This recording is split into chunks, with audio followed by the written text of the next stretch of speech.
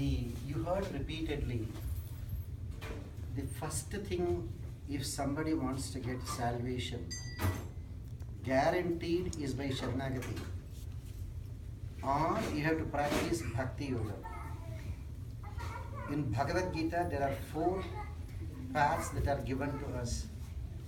1, the path of knowledge, Sankhya Yogam, or the Jnana Yogam. That is the first one. The second one, the path of action, or the Karma Yogam. That is the second one. Third one is the path of devotion, Bhakti Yogam. If you cannot do Karma Yogam, Jnana Yogam, or Bhakti Yogam, Lord Krishna says absolute surrender, Sharanagati. Actually, Jnana, Karma by themselves will not lead you directly to moksha. The only 2 highways for moksha are Bhakti or Sharanagati. Jnana and Karma, they are like the service roads. They have to come and merge with the highways, either Bhakti or Sharanagati. You would have heard, even in that introduction to Bhaja Govindam by Rajaji, where he says, if that knowledge is not transforming into Bhakti, that knowledge is a useless academic stencil. That's all he says. If that knowledge is not transforming into Bhakti, that knowledge is just a useless academic stencil. Very strong words, right? So in Bhakti, again, various people define Bhakti according to what they can do. For her, Monday to Friday, do whatever you want. Saturday, have a good bath, clean, light the lamp, offer to God. That is good for her. Some other person, once a month a grand puja. Some other person, at least once a year go to Tirupati, do something. For some other person, at least once in 2 years, go there to Haridwar, do Ganga Snan. Everyone defined Bhakti according to what they can do. None of them are actually Bhakti. These are all Punya Karmas. Keeping fasting or religious way on Saturday, once a month puja, visiting Tirupati, Ganga Snanam, these are Punya Karmas. Punya Karmas can give you only a place in Swargam, but not Vaikuntha. If you really want to practice Bhakti, there are 32 Vidyas, at least one of them you have to have the Upadesham from a Guru, 32 Vidyas. Do you remember? Last time I used to send in the Bhakti Yogam Bhagavad Gita when I was sending. Email comes, store it in a file, in a folder. Yes. There are 32 Vidyas called Dahara Vidya, Panchagni Vidya, or Nyasa Vidya. So like that, there are different Vidyas, different mantras are there given in the Upanishads. You should go to an Acharya, get Upadesham, how to do that Bhakti Yogam. Doing Bhakti is different, Bhakti Yogam is different. Bhakti Yogam gives moksha. So Dahara Vidya, Panchagni Vidya, Nyasa Vidya, Padma Vidya, like this, we have different Vidyas. Sri Vidya. So if you cannot do that, do Sharanagati. That is why Krishna, who in Bhagavad Gita 4th chapter he says, he will come down to incarnate, to protect the good people, to wipe out the bad people, and to establish Dharma. Paritranaya sadhunam vinashaya cha dushkrutam dharma samsthapanarthaya. The same Krishna who says he comes down to establish Dharma, when he comes to the 18th chapter he says Sarva Dharman Parityajya.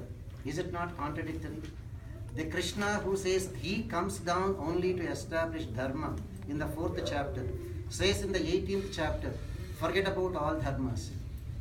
Forget about all dharmas means don't do your duty. That is not the intention. The dharma that you have to follow to attain moksha, like the jnanam, karma or bhakti, if you think that you are unable to do them, then mam ekam sharanam raja, single-minded, absolute surrender to me will guarantee you the moksha. Why you are getting another birth? Because of karma.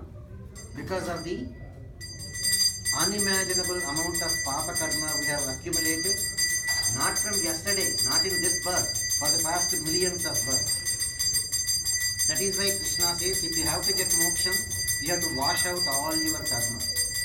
By your own ways, by doing your own pujas and other things, if you cannot wash out the karma, then he says, you surrender to me, then I will wipe out all your karma. Then only you get moksha. As long as karma is there, you will not get moksha. Karma will only lead to the next birth, that's all. So to do that Sharanagati, the first Sharanagati should be done to Mahalakshmi. So in Ramayana, even though you say Rama killed Ravana, that is Ramayana. The real aspect of Ramayana is to propagate Sharanagati. And the two great people who took Sharanagati are actually three people. One, this Jayanta who became a crow. Jayanta, Indra's son, who became a crow. Second one, Sugriva. Third one, Vibhishana. So first thing they should do, Sharanagati to Mahalakshmi. How did they do? In fact, Jayanta became a crow because of a curse. Indra's son became a crow. He was there poking at the chest of Mahalakshmi. Rama took a blade of grass and made it Brahmastam and released on that. The crow went round and round. Nobody could give him protection. On Dasharatha's advice from Swargaloka, he came and fell at the feet of Rama. When you are falling at the feet of Rama, how should you fall? With your head towards the feet of Rama. But this fellow was so tired, when he fell down, he fell the opposite way.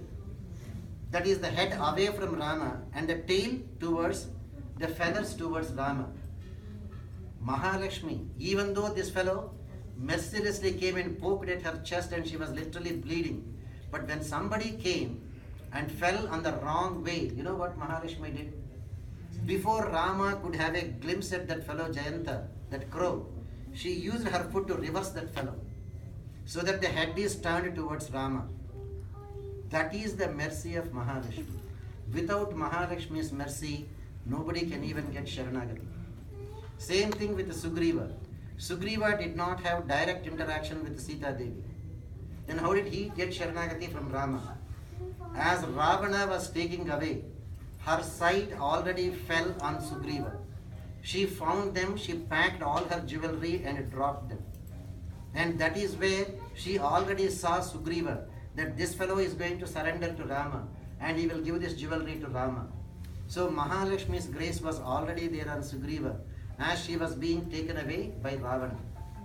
Then what about Vibhishana? When did Vibhishana get Mahalakshmi's blessings? When just before the war, Vibhishana advised Ravana, there is no way you can fight with Rama. At least now, better late than never.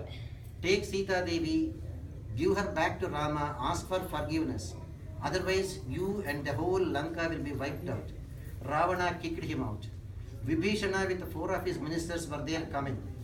And the Rakshasis that are there around Sita Devi guarding in Ashokavanam, they were telling how fortunate is that Vibhishana, who is going to fall at the feet of Rama and surrender to him. When Sita Devi heard that word Rama, immediately she just wide opened her eyes. Who is that fortunate person to go to Rama and to surrender? These people have pointed, that is the Vibhishana who is going there. And Sita Devi looks up at him. Another fortunate soul is there going to Rama to surrender to Lord Rama. Another fortunate soul is going to Rama, she thought. So Sita Devi's sight fell on Vibhishana. That is why Vibhishana Sharanagati became fruitful. So that is the reason why in the Sharanagati Gadyam, the first thing that is prayed is only to Mahalakshmi. Bhagavan Narayana Abhimatana Rupa Swarupa Rupa Guna Vaishwarya Sheela Janavadi Kadishaya Asankheya Kalyana Gunaganam Padmavanarayam Bhagavatim Shriyam Devim Nityana Payanim Niravadyam Devadeva Divya Mahishim Akhira Jagan Mataram Asman Mataram Asharanya Sharanyam Ananya Sharanaha Sharanamaham Prapadje.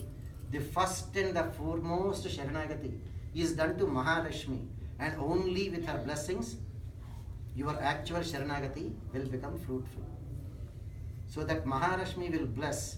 Even though this Kakasura hurt Sita Devi, still when he fell on the wrong side, she just used her foot to turn that Kakasura around. That is the mercy of Mahalakshmi. think of surrendering to Mahalakshmi. That's all. Swami,